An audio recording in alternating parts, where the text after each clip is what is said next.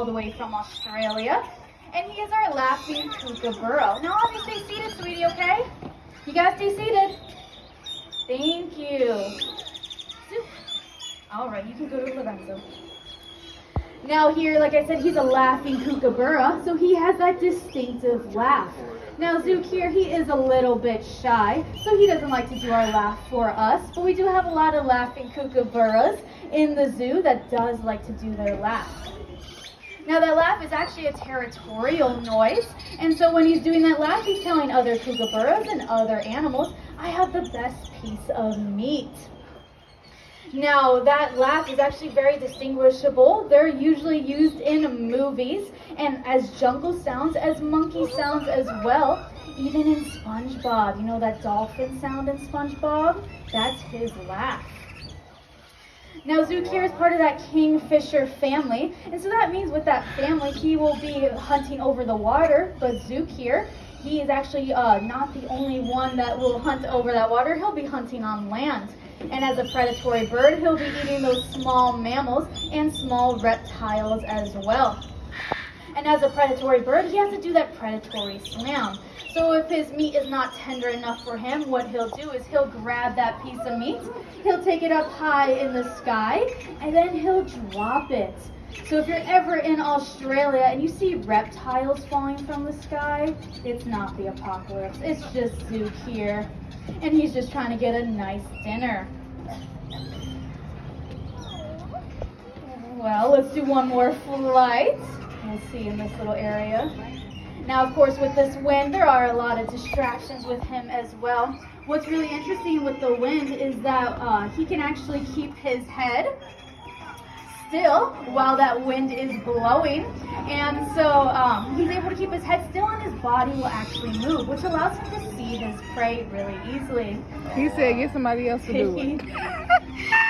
Oh no. He went back home. Oh, that's all right. He said get somebody else to fucking do So of it. course they decide whether or not they would. Like he's coming all the way from Southeast Asia.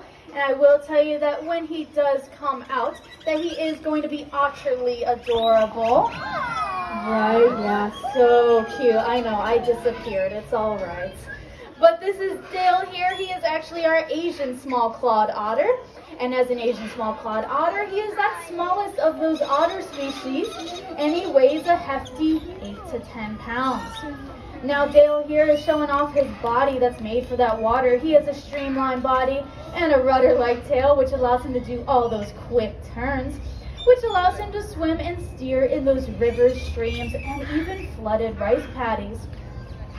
Now Dale here, he also has webbing halfway up his toes, which allows him to actually catch his food in the air. So if he catches his food throughout this show, please give him a big round of applause. Kind of participation. Let's try again. There we go. Another big round of applause for Dale. We've been working real hard on that, so it's really great that he's getting all that encouragement as well. Now, as I mentioned, he has that webbing halfway up his toes, which allows him to have that increased dexterity, while his cousins, those sea otters, only have webbing all the way up their toes, which allows them to be more aquatic and swim in that sea. Now, when Dale is born, he lives in a family unit, so that means he'll be living with his parents and his siblings. And when he is born, he actually doesn't know how to swim. So it is the older sibling's job to teach that younger sibling how to swim. How they do that is that older sibling takes that younger sibling out to the water. They dunk them underwater multiple times until that otter learns how to hold their breath. Now that definitely sounds like something an older sibling would do, right? Yeah, I would know. I'm a younger sibling. I was definitely taught that way. But speaking of family, Dale here is also part of that mustelid family. So that means he's related to ferrets and badgers. Now, has anyone here smelt a ferret before? Yeah. Anyone? A couple people, maybe? They're pretty stinky, right? Mm-hmm. Okay. But they are pretty stinky. But Dale here, with those ferrets, he will actually smell like 10 of those ferrets. Ooh, and he will be soaking wet, eating fish all day with their hands. And of course, he rubs that smell on everything he owns, which of course includes us and everything we own as well. But because of that, we have our own Otter family rules. When we go home, we shower first, then we hang out with friends and family later. Because if we didn't, well, we would have no friends, and we would have a very upset family as well. Well, we sign off with his autograph. Look how cute. Oh, and a nose boot. We gotta. All right, well, thank you, Dale, so much for coming out and seeing us today. And we do also have Dale's half-brother, Finn. They love coming out and seeing everyone. But I believe Lorenzo, is he our last?